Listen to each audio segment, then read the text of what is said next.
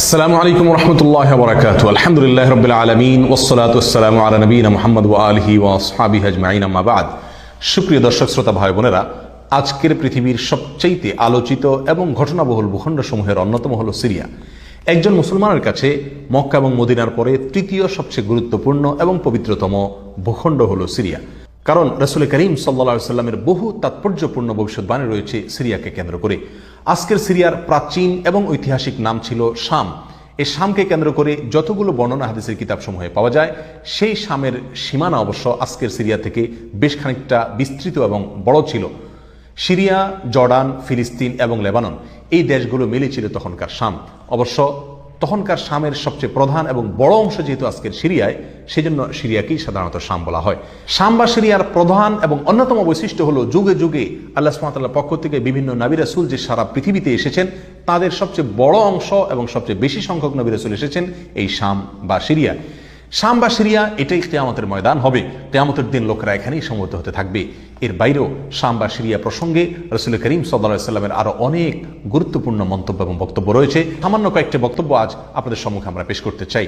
তার মধ্যে এক নম্বর হলো সহিহ বুখারীতে বর্ণিত হয়েছে, নবী আলাইহিস সালাতু ওয়াস সালাম বলেছেন, লা তাযালু তায়ফাতুম মিন উম্মতি মানসুরিন লা ইয়াদুররুহুম মান খাযালাহুম হাত্তা তাকুমাস সাআ।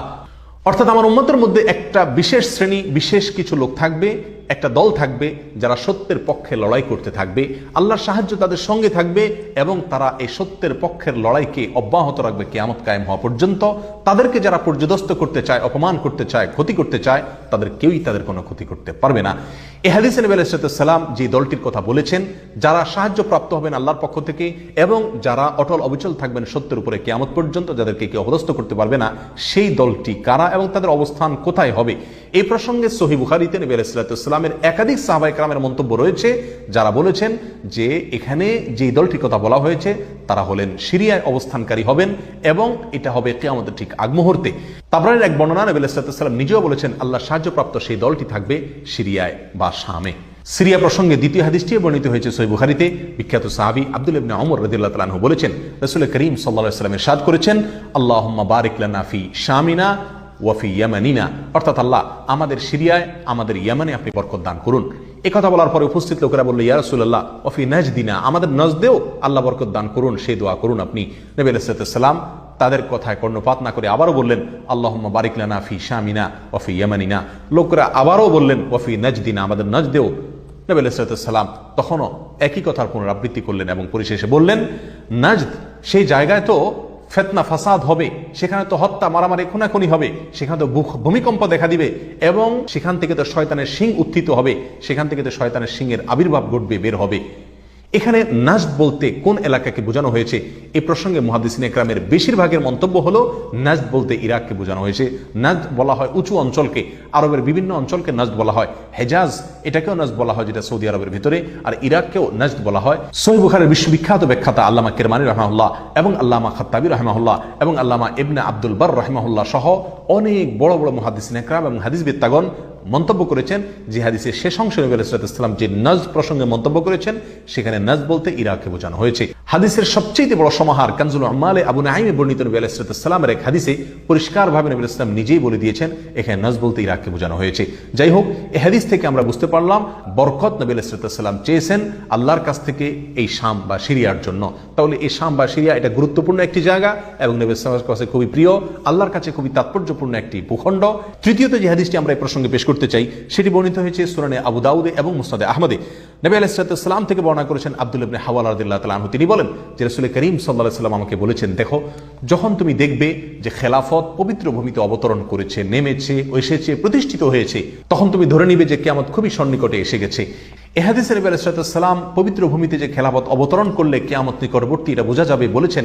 এখানে পবিত্র ভূমি বলতে তিনি কি বুঝিয়েছেন, এই ব্যাখ্যা প্রসঙ্গে প্রায় সকল মুহাদ্দিসিনে কেরামের অভিমত হলো নবী আলাইহিস সালাম এখানে সিরিয়াকে বুঝিয়েছেন। আগে এবং পরের আলোচনাকে পর্যালোচনা করলে সেটাই পরিষ্কার হয়ে যায়। সিরিয়া প্রসঙ্গে চতুর্থ যে হাদিসটি আমরা পেশ করতে চাই, সেটি সুনান তিরমিজিতে বর্ণিত হয়েছে। সেই হাদিস থেকে বোঝা যায় নবী আলাইহিস সালাম সিরিয়াকে গোটা মুসলিম বিশ্বের জন্য হৃৎপিণ্ড হিসেবে অভিহিত করেছেন, মন্তব্য করেছেন। তিনি বলেছেন, সিরিয়ার লোকেরা যখন খারাপ হয়ে যাবে, মন্দ এবং খারাপ দিক যখন সিরিয়ার লোকদেরকে গ্রাস করবে, ছেয়ে যাবে, তখন তোমরা ধরে নিবে পৃথিবীর কোনো জায়গায় আর কোনো ভূখণ্ডে মুসলমানদের মধ্যে আর কোনো কল্যাণ অবশিষ্ট নেই। অর্থাৎ হৃৎপিণ্ডের মতো সিরিয়ার মানুষের মধ্যে যখন পচন ধরবে তখন গোটা দেহে, গোটা মুসলিম বিশ্বের মধ্যেই পচন তার আগেই ধরে গেছে, এটা পরিষ্কারভাবে বোঝা যাবে। এ হাদিস থেকেও সিরিয়া অত্যন্ত গুরুত্বপূর্ণ ভূখণ্ড, সেটা পরিষ্কারভাবে আমরা বুঝতে পারি। সিরিয়া প্রসঙ্গে 5 নম্বর হাদিসটি বর্ণনা করেছেন আবু হুরায়রা রাদিয়াল্লাহু তাআলা আনহু, আর এটি বর্ণিত হয়েছে সুনান ইবনে মাজাহ। নবী আলাইহিস সালাম বলেছেন, একটা সময় আসবে যখন গোটা বিশ্বে বড় বড় যুদ্ধ বিগ্রহ সংগঠিত হবে, বিশ্বজুড়ে যখন বড় বড় যুদ্ধ দেখা দিবে, তখন মাওয়ালিদের অর্থাৎ নওমুসলিমদের একটি দল আল্লাহর পক্ষে, সত্যের পক্ষে, আল্লাহর দ্বীনের জন্য লড়াই করতে থাকবে এবং তখনকার আধুনিক যত অস্ত্রশস্ত্র এগুলিতে তারা সজ্জিত থাকবেন এবং সত্যের পক্ষে লড়াই করতে থাকবেন। তাহলে চরম সংকটময় পরিস্থিতিতে আল্লাহ সুবহানাহু ওয়া তাআলার একটা বিশেষ সাহায্য এবং অনুগ্রহ আমরা দেখতে পাচ্ছি, আর সেটা অবতীর্ণ হবে, সেটা নাজিল হবে এই সিরিয়ার দামেস্ক নামক শহরে। নাম্বার 6, সিরিয়া প্রসঙ্গে নবী আলাইহিস সালামের আরেকটি তাৎপর্যপূর্ণ ভবিষ্যদ্বাণী রয়েছে, যেটি বর্ণিত হয়েছে সহিহ মুসলিমে। বর্ণনা করেছেন সাহাবী নওয়াস ইবনে সুমাআন রাদিয়াল্লাহু তাআলা আনহু। তিনি বলেছেন, নবী আলাইহিস সালাম একবার দাজ্জাল প্রসঙ্গে দীর্ঘ এবং বিশদ আলোচনা করলেন। একটা পর্যায়ে এসে তিনি বললেন, কিয়ামতের পূর্বে আল্লাহ নবী ঈসা আলাইহিস সালাম যে আসমান থেকে অবতরণ করবেন পৃথিবীতে, তিনি অবতরণ করবেন মূলত সিরিয়ার দামেস্ক নামক শহরের, বর্তমান যে রাজধানী সেই দামেস্ক শহরের পূর্ব অঞ্চলের একটি উঁচু এবং সাদা মিনারায় তিনি অবতরণ করে দুনিয়াতে আসবেন।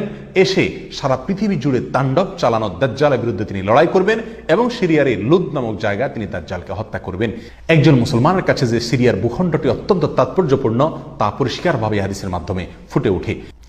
নাম্বার 7, তিরমিজি বর্ণিত এক হাদিসে আসছেন, নবী আলাইহিস সালাম ইরশাদ করেছেন, কিয়ামতের পূর্বে ইয়েমেনের হাজরামাউত নামক শহরে সেখানে আগ্নোৎপাত দেখা দিবে, আগ্নেয়গিরি দেখা দিবে এবং সে আগুন মানুষকে ধাওয়া করতে থাকবে। সেই পরিস্থিতি আসলে কিয়ামতের ঠিক পূর্ব মুহূর্তে আমরা কি করব, এই প্রসঙ্গে সাহাবায়ে কেরাম নবী আলাইহিস সালামের কাছে দিক নির্দেশনা চাইলে তিনি বললেন, আলাইকুম বিশাম, তোমরা শাম বা সিরিয়ায় গিয়ে আশ্রয় নিবে। অন্য এক হাদিসে আসছেন, নবী আলাইহিস সালাম বলেছেন, একটা সময় আসবে যখন 3টা জায়গায় একসঙ্গে যুদ্ধ চলবে, সিরিয়ায় এবং ইয়েমেনে এবং ইরাকে। একজন সাহাবী প্রশ্ন করলেন, ইয়া রাসূলুল্লাহ, আমাকে ওই সময় আপনি কোন পক্ষের হয়ে লড়াই করার জন্য নির্দেশ করবেন? নবী আলাইহিস সালাম বলেছেন, তুমি শামের হয়ে অর্থাৎ সিরিয়ার হয়ে তুমি লড়াই করবে, আর যদি সিরিয়া হয়ে লড়াই করার সামর্থ্য তোমার না থাকে তাহলে ইয়েমেনের পক্ষ তুমি অবলম্বন করবে। এই হাদিসে একেবারে পরিষ্কারভাবে সিরিয়ার গুরুত্ব এবং তাৎপর্য আমাদের কাছে ফুটিয়ে তুলছে। নাম্বার 8, মুসনাদে আহমদ সহ বহু হাদিসের কিতাবে বর্ণিত হয়েছে, কিয়ামতের পূর্বে যে আগ্নেয়গিরি দেখা যাবে, যে আগ্নোৎপাত দেখা দিবে, সে আগুন মানুষকে ধাওয়া করতে থাকবে এবং সারা পৃথিবীর মানুষকে ধাওয়া করতে করতে করতে একটা জায়গায় একত্রিত করবে, আর সেটি হলো সিরিয়া। নবী আলাইহিস সালামের ভাষায় আরদুল মাহশারি ওয়াল মানশার, অর্থাৎ সিরিয়াই হবে কিয়ামতের ময়দান। কিয়ামতের সময় সারা পৃথিবী থেকে মানুষ সমবেত হয়ে এই সিরিয়াতেই একত্রিত হতে থাকবে। নাম্বার 9, নবী আলাইহিস সালাম আরেক হাদিসে বলেছেন, মালায়েকাতুল্লাহি বাসিতু আজনিহাতাহুম আলা শাম, আল্লাহর ফেরেশতাগণ সিরিয়ার উপরে তাদের ডানাকে ছেয়ে আছেন অথবা ছেয়ে থাকবেন। এই হাদিস থেকেও শাম বা সিরিয়ার গুরুত্ব করে পরিষ্কারভাবে ফুটে ওঠে। নাম্বার 10, এক হাদিসে আসছেন, নবী আলাইহিস সালাম তার এক স্বপ্নের বিবরণ দিতে গিয়ে বলছেন যে, আমি একবার শুয়েছিলাম, দেখলাম আমার মাথার নিচ থেকে আল্লাহর কিতাবকে ছিনিয়ে নিয়ে যাওয়া হলো এবং সেটাকে যখন নিয়ে যাওয়া হচ্ছে আমি তাকিয়ে থাকলাম কোথায় নিয়ে যাওয়া হচ্ছে। দেখলাম যে একটা আলোক রশ্মি চলে যাচ্ছে এবং যেতে যেতে সিরিয়ার ভূমি পর্যন্ত সেটা চলে গেল এবং সেখানে গিয়ে অবতরণ করলো। এরপর নবী আলাইহিস সালাম বললেন, আলা ইন্নাল ঈমানা ইযা ওয়াকাআতিল ফিতানু বিশাম, অর্থাৎ যখন সারা পৃথিবীতে ফিতনা ফাসাদ ছেয়ে যাবে তখন ঈমানের ঠিকানা হবে সিরিয়ায়, আর ঈমানদারদের আশ্রয়স্থল হবে, শেষ ভরসা হবে সিরিয়া। সম্মানিত ভাই বন্ধুগণ, এই হাদিসগুলো থেকে পরিষ্কারভাবে ফুটে উঠলো যে মক্কা মদিনার চাইতেও ঘটনা বহুল হবে কিয়ামতের পূর্ব মুহূর্তে শাম বা সিরিয়া নামক ভূখণ্ড।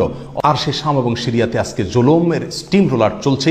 সারা পৃথিবীর সবচাইতে বড় কসাইখানায় পরিণত হয়েছে শাম বা সিরিয়া। এখানকার নিরীহ নারী, পুরুষ, শিশু, সাধারণ মানুষ আজ তাদের রক্ত সম্পূর্ণ হালাল মনে করা হচ্ছে।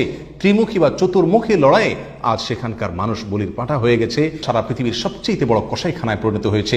সেখানকার নারী, পুরুষ, সাধারণ মানুষ সকলের আর্তনাদে আকাশ বাতাস ভারী হয়ে উঠছে। জালেম অত্যাচারীদের জুলুমে সেখানে রক্তের গঙ্গা, রক্তের বন্যা আজকে বয়ে চলেছে। আল্লাহ সুবহানাহু ওয়া তাআলা আমাদেরকে ক্ষমা করুন। আমাদের অক্ষমতা, আমাদের অপারগতা, আমাদের অলসতা, আমাদের উদাসীনতা, আমাদের দায়িত্বহীনতা এর জন্য না জানো আল্লাহর গজব আমাদের উপরে, আল্লাহর আযাব না জানো আমাদের উপরে নাজিল হয়। আজ সারা বিশ্ব বিবেক নীরব হয়ে আছে। মুসলিম বিশ্ব পর্যন্ত নীরব দর্শকের ভূমিকা পালন করছে। আপনার আমার মতো সাধারণ মানুষ আজকের বিশ্ব ব্যবস্থা আমাদের হাত পাকে একরকম বেঁধে রেখেছে। আমরা তাদের পাশেও দাঁড়াতে পারছি না। অতএব কমপক্ষে আল্লাহর কাছে দোয়া করি, আল্লাহ আমাদের অক্ষমতাকে ক্ষমা করুন, আল্লাহ তাদের সাহায্য করুন, তাদের সহযোগিতা করুন। জালেমদের কালো হাতগুলোকে আল্লাহ সুবহানাহু ওয়া তাআলা ভেঙে চুরে চুরমার করে দিন। প্রিয় বন্ধুগণ, নিরাশ হওয়ার কোনো কারণ নেই। সিরিয়ার মানুষদের দিয়ে আল্লাহ সুবহানাহু ওয়া তাআলা অনেক বড় খেদমত নেবেন। হয়তো তাদের পরীক্ষা চলছে, আল্লাহর সাহায্য ইনশাআল্লাহ অচিরেই আসবে। আল্লাহ সাহায্য তাদের সঙ্গে আসুক এবং সকল প্রকার জালিমদেরকে আল্লাহ সুবহানাহু ওয়া তাআলা ধ্বংস করুন, সেই দোয়া আল্লাহ সুবহানাহু ওয়া তাআলার কাছে আমরা রাখি। ওয়া আখিরু দাওয়ানা আলহামদুলিল্লাহি রাব্বিল আলামিন। আসসালামু আলাইকুম ওয়া রাহমাতুল্লাহি ওয়া বারাকাতুহু।